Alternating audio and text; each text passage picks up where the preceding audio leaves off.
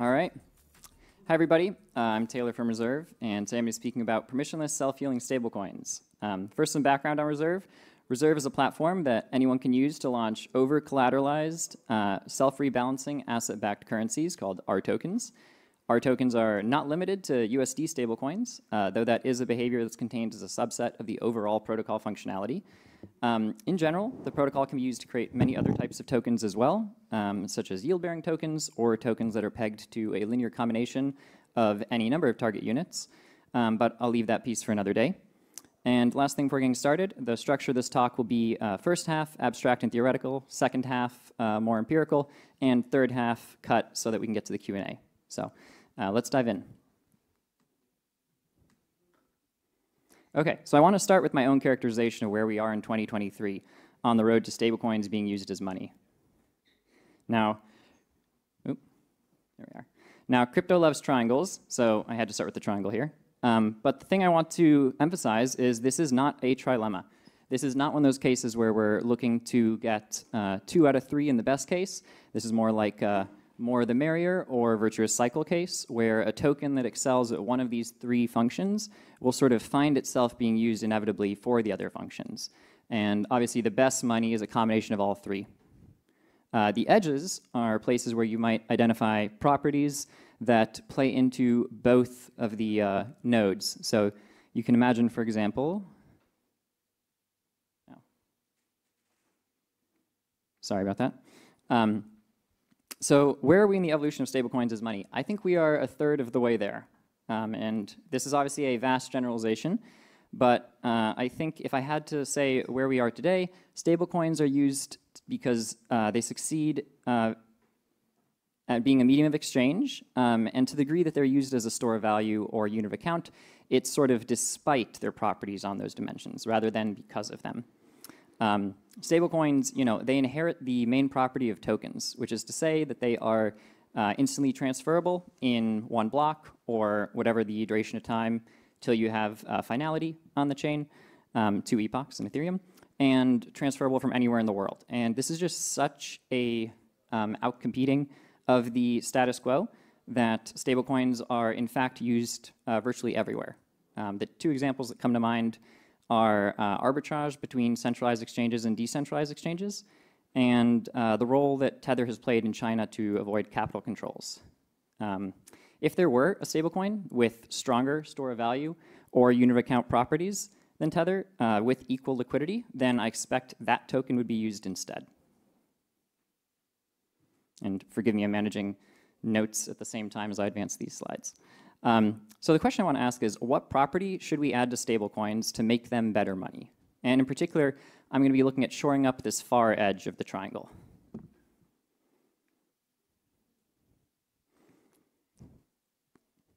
So this is the token formerly known as UST. I believe it's UCST nowadays.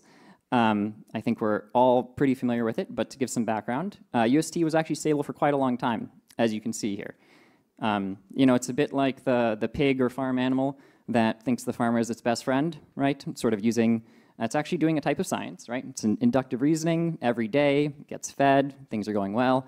And, if you were to extrapolate, you might think it's reasonable to conclude that will continue to be the case forever.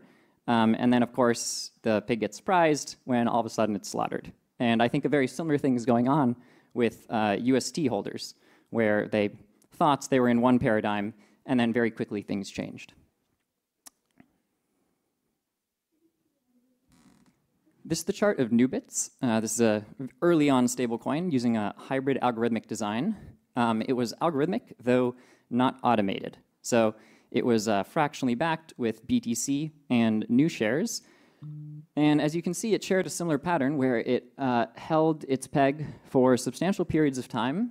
You can see the DPEG between 2016 and 2017, and regained its peg for another 2 years before falling off a cliff and doing the same thing that UST did. And the third and final chart, USDC. So USDC, I'm sure everyone's familiar, is a 100% collateralized stablecoin run by Circle. On the x-axis here, we are zoomed in, so we are just looking at that 1 week during March where the SVB bank run occurred.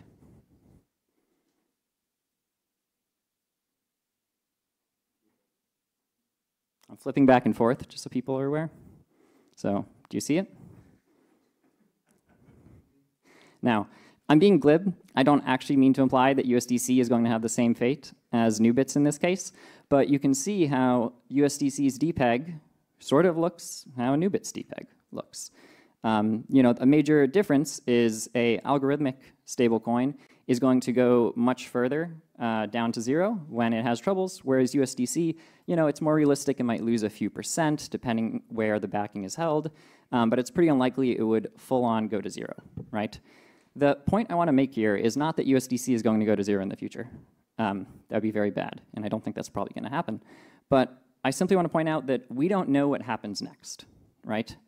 There's some probability that USDC will maintain its peg for a long time, and there's some probability that we'll lose some portion of its value over time. People can disagree on exactly what the probabilities are, and the degree to which they agree or disagree on that will inform what sorts of economic transactions that they're down to do with the token. And to best illustrate this, I want to talk about Balaji's infamous hyperinflation bet.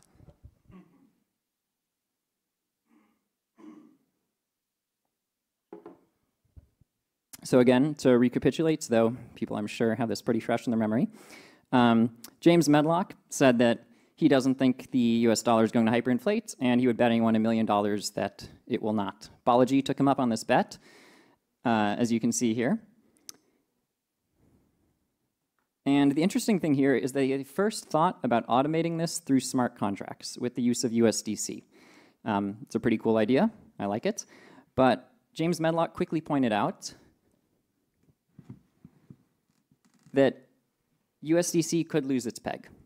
Now, I think he's concerned trolling, but he's also right? It could be the case that USDC loses its peg, and we simply don't know. The interesting thing is, after some massaging, he actually became okay with the idea, right? And as he says here in the parenthetical, he was worried about the DPEG risk, but ultimately it's a small risk, and he'd rather make the deal move forward quickly. And I think this speaks to the superpower of tokens. There's also legal differences that I think are playing an important role. So I want to step back and ask, you know, what is money? Money is a solution to the world's largest coordination problem, right? We have a coordination problem that includes everybody. This isn't something that some people partake. Well, there are people who opt out of the system, but for the most part, this is the largest coordination problem that we deal with. We live in a world where disagreement is the norm. I don't think we should seek to eliminate disagreement. I think we should build systems that flourish when we have disagreement. Good money can be used by anyone. Good money can cut through disagreements and allow two people to coordinate productively, even if they don't see eye to eye, or even if they think the world is wildly different. The strongest form of this statement is, money is for enemies. I don't think you have a money if your money can only be used among friends, right? That's not money, that's trust. And the last thing before I wrap up this section, I want to reframe the argument I just made about the problem with non-healing stablecoins as a subset of the overall problem with volatile tokens as money, because I think that's how it's best viewed. So what we're looking at here is a Monte Carlo simulation of just a random walk, nothing fancy. You know, to a first-order approximation, this is how stocks are treated, and generally, you know, volatile tokens like BTC and ETH, though they have higher variance, are this kind of thing. Or at least one way to view this is every line here could sort of represent a different view that a person might have about the fate of a volatile token as a money over time and its value. So people disagree about the future. And, you know, imagine denominating a mortgage in ETH, right? The bank has to make money in expectation over all of its customers, so it's going to ask for a very high interest rate in order to justify making the loan denominated in ETH. And what happens in fact? Well, I'm just not going to agree to that relationship to the bank because the interest rate that they're charging is too high, and we're never going to end up doing the economic transaction. We'll probably fall back to using US dollars, and there's sort of a much more stable interest rate that they can charge me around that. Overall, this results in less economic efficiency and makes us all worse off. So to recapitulate the points here, volatile tokens like BTC or ETH have the problem in its most severe form. Non-self-healing stablecoins have the same kind of problem, but less so. And none of these are going to be optimal money.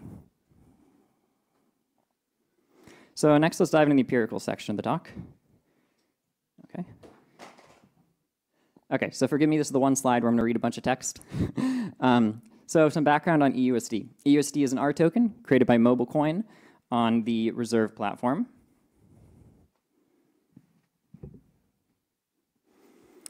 Its name is the electronic dollar. It's an ERC20 token on Ethereum. It's bridged to the MobileCoin chain. MobileCoin is a privacy chain with its own volatile crypto asset called MOB, or MOB. EUSD is the largest R token to date. It was deployed in February this year, pegged to $1, so it's non-yield bearing. And it's backed by yield-bearing USDC and USDT. It has permissionless issuance and redemption, just like all R tokens, and is backed one-to-one. It's also over-collateralized. Just like all R tokens, it also has collateral default detection built into it. So the protocol actively monitors the state of the tokens that are backing it, and if something unexpected were to happen, there's an algorithm for swapping it out and replacing it with better collateral. This is done via an autonomous trading/rebalancing, which is where the exciting stuff happens, and it's behind an 8-day decentralized governance cycle. Okay, so this is a visualization of EUSD on Friday, March 10th, before the news that USDC was having issues with its backing. So as you can see on the right, EUSD is backed by equal 4 parts of Aave USDC, Compound USDC, Aave USDT, and Compound USDT. On the left, you can see the colored circle representing the direct backing, and the black circle representing the RSR stake that over-collateralizes the R token. Now, I just wanted to point out that 128% is not a normal over-collateralization. This was a long time ago. This back in February, there were mainly a set of enthusiast RSR stakers that kind of were just down to stake no matter what. And that's how we ended up in this absurd situation where the RSR was 228% collateralized.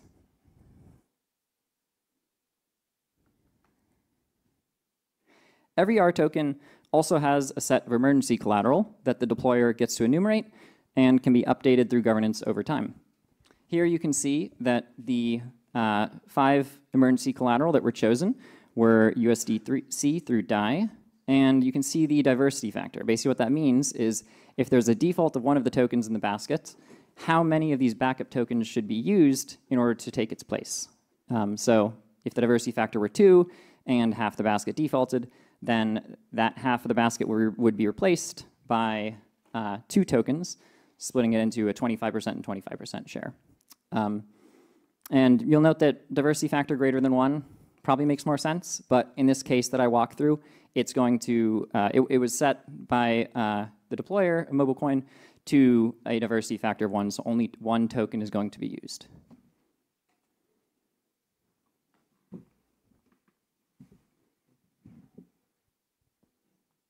All right, so this is the tweet that started it all.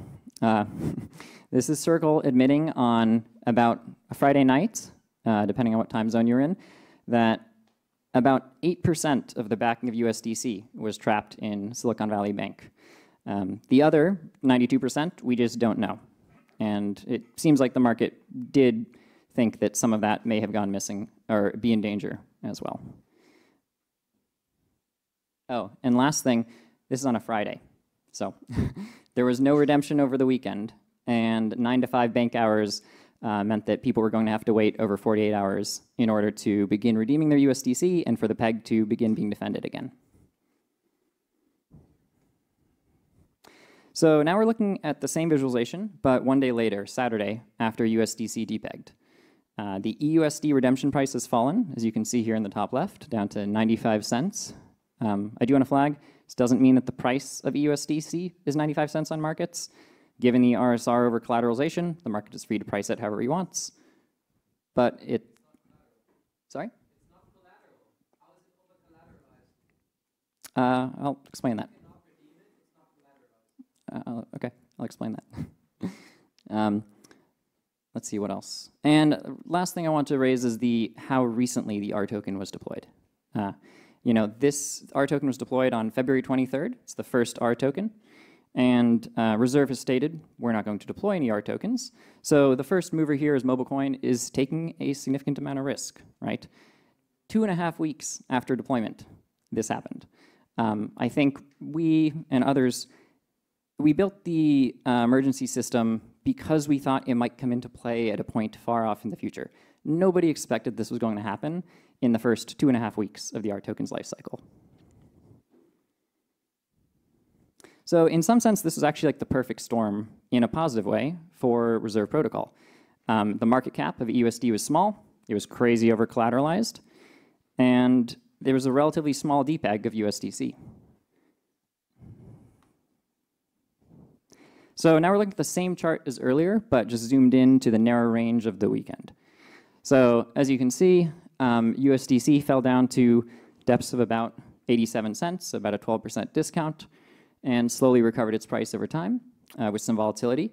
What I've marked here with the lines and points in time is where the protocol starts to act differently. So you can see that slightly before March 11th, the protocol detected default in USDC as it was trading below 1.25% less than the expected price, a threshold set by governance.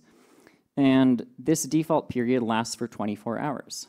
At the end of the 24 hours, the basket is changed, right? And I would distinguish between the basket and the token balances.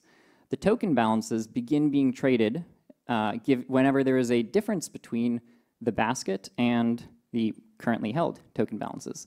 So at that point, USD selling begins, took a few hours, and completed a few hours later at an average clearing price of about 95.5 cents. There's some details here about issuance and redemption, but I'm just going to simplify that and say the dynamics of redemption of an R token during this kind of situation are such that the redemption value is monotonically increasing over time. And this is important because this creates the opposite of a bank run, right? Holders are incentivized to wait for the RSR to kick in rather than redeem early. If they redeem early, they'll sustain a loss. Okay, so this is it post basket change and rebalancing. So as you can see on the right, that emergency collateral slide that we looked at was USDC followed by USDT. Since USDC was already defaulted, the protocol skips over it and chooses to use USDT instead. Swaps out the AUSDC and CUSDC for pure non-yield-bearing USDT. Let's see. After selling all the USDC, you can see that the protocol was 98% backed. So, it was trading at 95 cents and sustained a loss. Sorry, the price of USDC also changes during this time. But basically, it sustained a loss of about 2.5 cents after all this is said and done. Now, I think there's some value in honesty for game theoretic reasons. And I want to be straightforward here that not everything went as perfectly as planned. There was an issue where a trading circuit breaker had a false positive. And what this caused is the staked RSR to not be sold. In short, the protocol has some mechanisms that allow it to pause itself when things are going quite poorly or it thinks something has gone wrong. This doesn't require a human to do anything. This is just, the result of some trading was slightly different than expected. So in this case, and this may answer the question that you're getting at, even though the RSR was not sold yet, the RSR is locked inside until the R token regains its peg. So that 120% staked RSR was going to stay in there until governance re-enabled trading, and 1 week later, you can see that it gets sold for the missing basket tokens, and the backing percentage goes back to 100%. Now, obviously, it's kind of unfortunate that this is all Tether on the right side. And again, that was an outcome of the way the emergency collateral was chosen and didn't necessarily have to be the case. Shortly after this, governance acted to vote to replace the USDT with the original CUSDC and AUSDC. since USDC had regained its peg.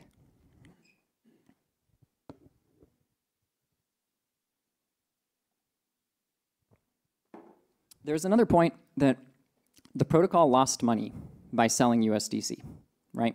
It got a clearing price of 95.5 cents on average. USDC regained its peg, and you could imagine, okay, I need to speed up.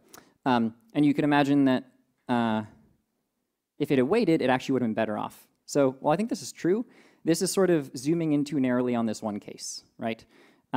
Reality is highly uncertain, and if we played this scenario over again 1,000 times, and you longed USDC every single time with all your money, you would eventually be wiped out, right? This is what the Kelly criterion says. It says when you're playing an iterated game, you should be risk averse. So the conclusion I want to leave you with is that self-healing stablecoins are better money. On the UOA front, they reduce disagreement about the future value of the token. And on the store value front, kind of obvious, token is going to hold its value better over time. And last thing I want to mention is the definition of self-healing here. So the idea is not new, a stablecoin that's able to recollateralize itself. Maker has a dilution backstop. Aave has a rainy day fund. But in both these cases, you require governance to take an action. And I think this is not a stable equilibrium. This ends up looking a lot like the pig and the farmer, where, given small losses, they sort of play along and recapitalize the thing, and then the thing goes wrong enough, and then maybe governance decides not to do it. So when I say self-healing, I'm strictly trying to talk about stable coins that heal themselves on their own without governance taking any actions. All right, well, I was hoping to leave more time for Q&A, but that's my 20 minutes. The third section, just in case people are interested, is on what we learned around the challenges with implementing a legible, autonomous, decentralized rebalancing mechanism, given that people can look into the code and try to attack it. But yeah, I'll leave it there.